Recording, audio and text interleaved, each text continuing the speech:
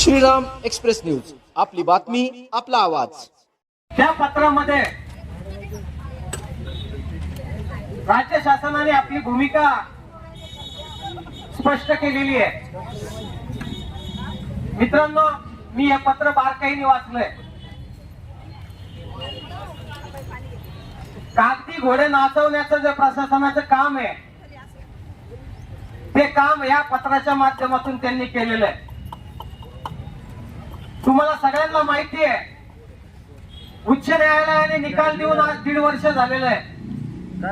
निकालामध्ये स्पष्ट सांगितलं होतं 8 आठवड्याच्या आत शेतकऱ्यांच्या जमिनी मागे देण्याची प्रक्रिया चालू करा। त्याच्यानंतर मंत्रिमंडळ महाराष्ट्र राज्याचं त्यावेळेचे माजी मुख्यमंत्री एकनाथजी शिंदे यांच्या मंत्रिमंडळाने निर्णय घेतला आणि सांगितलं की या जमिनी शेतकऱ्यांना परत देण्याचा शासनाने निर्णय घेतलेला आहे। कायद्याची थोडी अडचण आहे, त्या कायद्याच्या अडचणीच्या माध्यमातून फक्त कायदा दुरुस्त करून घ्यायचा आहे आणि त्याची प्रक्रिया महाराष्ट्र शासनाने चालू केलेली आहे। हा निर्णय मंत्रिमंडळाने घेतलेला आहे। मित्रांनो, गेल्या वर्षभरापासून सातत्याने आपण हा संघर्ष करतोय। एक मंत्री असा सोडला नाही की ज्याला आपण भेटलो नाही। आदरणीय महसूल मंत्र्यांना कमीत कमी 4 वेळा आपण भेटलो, परंतु मला आता बोलावं वाटतंय की शेतकऱ्यांच्या प्रश्नाकडे इतक्या डोळे झाकपणे काम करणार आहे हे प्रशासन की त्यांना याचं गांभीर्य कळायला तयार नाही। आज जवळपास 9 गावातले शेतकरी 11.5 ते 12 हजार शेतकऱ्यांना आज या जमिनीचा लाभ होणार आहे। अल्पभूधारक शेतकरी, भूमिहीन शेतकऱ्यांना या जमिनी मिळणार आहे। परंतु मधल्या काळामध्ये या जमिनी परस्पर देण्याची भूमिका शासनाने घेतली, त्याला आपण विरोध केला। त्याच्यासाठी यांनी मंत्रिमंडळ समिती स्थापन केली। मंत्रिमंडळ समितीचा जे.आर. आपण सगळ्यांनी पाहिलेला आहे। तो जे.आर. 3 मंत्र्यांचा आहे। त्याच्यामध्ये पंकजाताई मुंडे, तुमचे उद्योग मंत्री सावंत आणि बावनकुळे साहेब यांची ही समिती आहे। या समितीने हा निर्णय घ्यायचा आहे, परंतु तो निर्णय कशाचा घ्यायचा होता? जी कंपनी येऊ घातलेली आहे त्या कंपनीला जमीन द्यायची, MIDC ला जमीन द्यायची, याच्या संदर्भात ही कमिटी होती। आणि आज निर्लज्जासारखं पत्र शासन आपल्याला देत आहे की 3 जणांची जी समिती आहे, जी या जमिनी MIDC ला द्यायच्या का एखाद्या उद्योगाला द्यायचा याचा निर्णय घेण्यासाठी जी समिती अस्तित्वात आली, त्या समितीपुढे आपल्याला जायचं सांगितलंय आणि त्यांनी मीटिंग घेऊन त्याच्यात निर्णय घेऊ शेतकऱ्याला जमीन द्यायच्या का नाही तिथं ठरवू। मला सांगा मित्रांनो, हे पत्र जे आलेलं आहे, हे पत्र इतकं मोगम स्वरूपात आलेलं आहे की मला वाटतं ही थट्टा आहे। ही गोरगरीब शेतकऱ्यांची थट्टा आहे की ज्याच्या माध्यमातून फक्त बोलवण करण्याचं काम करायचंय। परंतु कदाचित शासनाला माहिती नाही की सातत्याचा संघर्ष, मागचा आत्मक्लेश आंदोलन फार मोठ्या प्रमाणात झालं होतं।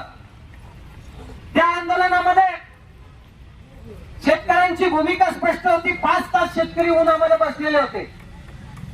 अपेक्षित असं होतं की शेतकऱ्यांना न्याय सरकार त्याच्याच माध्यमातून देईल, परंतु गेंड्याच्या कातडीचं हे सरकार आज महात्मा फुलेंच्या जयंतीच्या दिवशी सुद्धा शेतकऱ्यांच्या डोळ्यात पाणी आणण्याचं काम हे सरकार करतंय।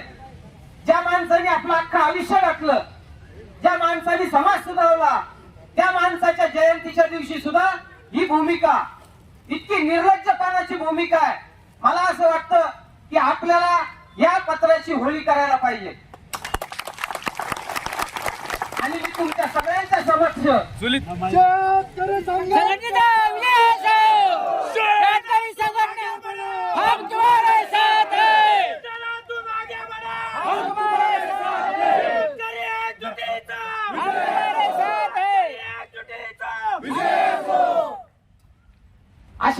पद्धतीने जर शासन वागणार असेल तर मला वाटतं आजचा हा शेवटचा दिवस आहे. महात्मा गांधींनी दिलेला अहिंसेचा मार्ग मला वाटतं आज थांबतोय.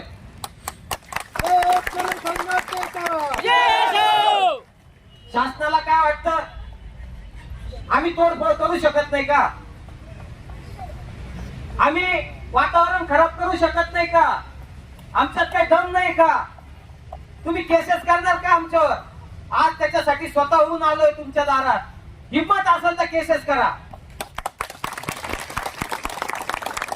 आजची ही संख्या जी हजारोची आहे, संध्याकाळपर्यंत ही संख्या 10-20 हजारापर्यंत जाणार आहे.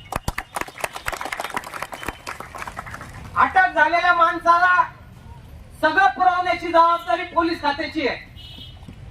आज मी अटक झालंय आज घोषित करतो की इथं आलेला प्रत्येक माणूस आज अटकेमध्ये, आणि त्याच्यामुळं जितके दिवस हे आंदोलन इथं चालणार आहे तितक्या दिवस प्रशासनाने आमची सोय करायची आहे.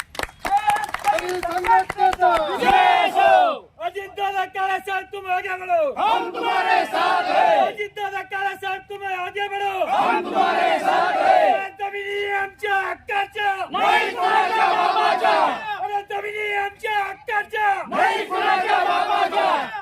मित्रांनो, काय साहेबांचा विजय असो. दादा काय साहेबांचा विजय असो. शेतकरी एकजुटीचा विजय असो. शेतकरी संघटनेचा विजय असो. शेतकरी महिला आघाडीचा विजय असो. मित्रांनो, हे कदाचित असं एक आंदोलन आहे की ज्याच्यामध्ये माय मावल्या घरदार सोडून इथं बसलेल्या आहे.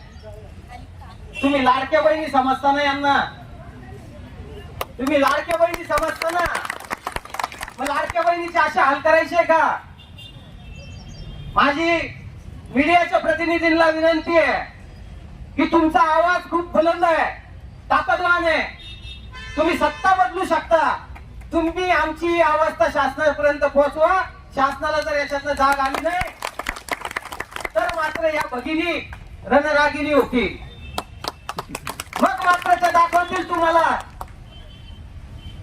की स्त्री शक्ती काय, नारी शक्ती काय. त्याच्यामुळे तुम्ही आता अंत पाहू नये.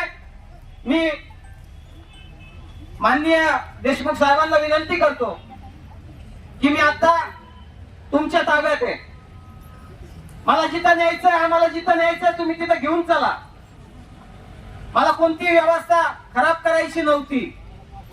तुम्ही माझे सगळे आंदोलनं पाहिलेली आहेत. कोणत्याही परिस्थितीमध्ये कोणत्याच आंदोलनाला गालबोट आम्ही लावू दिलेला नाहीये. प्रशासनावर कोणता ताण आणण्याची आमची मानसिकता नाहीये. परंतु शासन जर अशा पद्धतीने वागत असेल तर आम्हाला माफ करा देशमुख साहेब. तुमच्यासारखा चांगला अधिकारी आमच्यामुळे अडचणीत येऊ नये. आमची इच्छा आहे की जोपर्यंत आम्ही इथं बसणार आहे तोपर्यंत देशमुख साहेब ही जबाबदारी तुमच्यावर आहे. परंतु अंत जर पाहिला प्रशासनाने तर मात्र काही झालं तर कृपया मला जबाबदार धरू नका. कारण की हे मला वाटतं 5वं आंदोलन असं आहे. आकारी परीक्षा माध्यमातून वेळोवेळी शासन दरबारी जाऊन कमीत कमी 25-50 फेट्या मारल्या. जर समजा प्रशासनाला जर जाग येत नसेल किंवा जाणीवपूर्वक करत असेल, गोरगरिबाच्या जमिनी मोठ्या लोकांना वाटण्याचं तुम्ही काम करणार असाल तर जोपर्यंत आमचा जीव आहे तोपर्यंत श्रीरामपूर तालुक्यात येऊ देणार नाही. अरे जमिनी आमच्या हक्काच्या, नाही कुणाच्या बाबाच्या, कोण म्हणतो देत नाही, घेतल्याशिवाय राहत नाही. मी आपल्या माध्यमातून सरकारला सांगू इच्छितो की श्रीरामपूर तालुक्यातल्या 9 गावांमधल्या जमिनीमध्ये कोणताही बाहेरचा माणूस आम्ही इथे येऊ देणार नाही.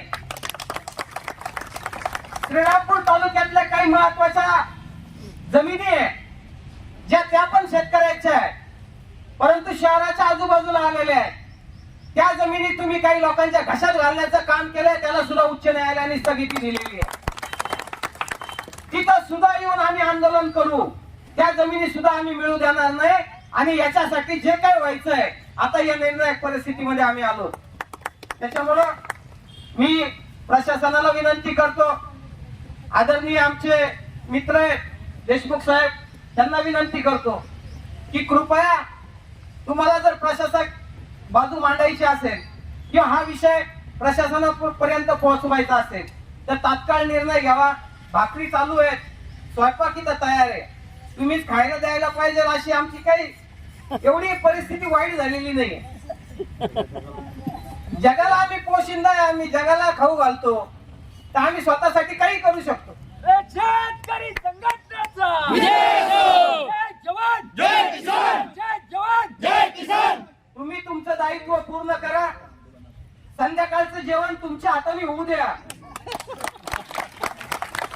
आणि इथं जर कुणाला डास चावले, इथं जर कुणाला त्रास झाला तर सगळी सोय तुम्हाला करायची. गुड नाईट पासून कूलर पर्यंतची व्यवस्था तुम्ही करायची. त्याच्यामुळं आमचा निर्धार पक्का आहे की जोपर्यंत प्रशासनाकडनं आम्हाला संदेश येत नाही तो पण कोणता निर्णायक संदेश पाहिजे. आम्हाला अशा समित्या पुढे जाऊन बसायला लावू नका. आम्ही त्यांच्या पुढे राज्यपालापर्यंत जाऊन आलेलो आहे. समित्या या तुम्ही निर्माण केलेल्या आहे, तुमच्या स्वार्थासाठी केलेल्या आहे. आम्हाला त्यांच्या पुढे जायची काही इच्छा नाही. निर्णय घ्यायचा असेल तर मंत्रिमंडळाच्या माध्यमातून जो निर्णय झालेला आहे त्या निर्णयावर शिक्का कधी मारता एवढंच फक्त हा विषय आहे. तो निर्णय आम्हाला कळवा, आम्ही आंदोलन मागे घेऊ. अजून आपल्याला खूप काही बोलायचंय. हे फक्त पत्र आलेलं आहे आपल्याला, त्या पत्राच्या माध्यमातून आपण चर्चा करतोय. जसं जसं हे आंदोलन पुढे जाईल तसं तसं अजून बऱ्याच गोष्टी बाहेर येतील. आणि आम्ही तर तसे निराळ्या छातीचे लोक आहे, आम्हाला काही फरक पडत नाही कुणाचे कपडे कधी काढायचे आम्हाला माहिती आहे. अरे जमिनी आमच्या हक्काच्या. जय शिवरायांच्या बाबा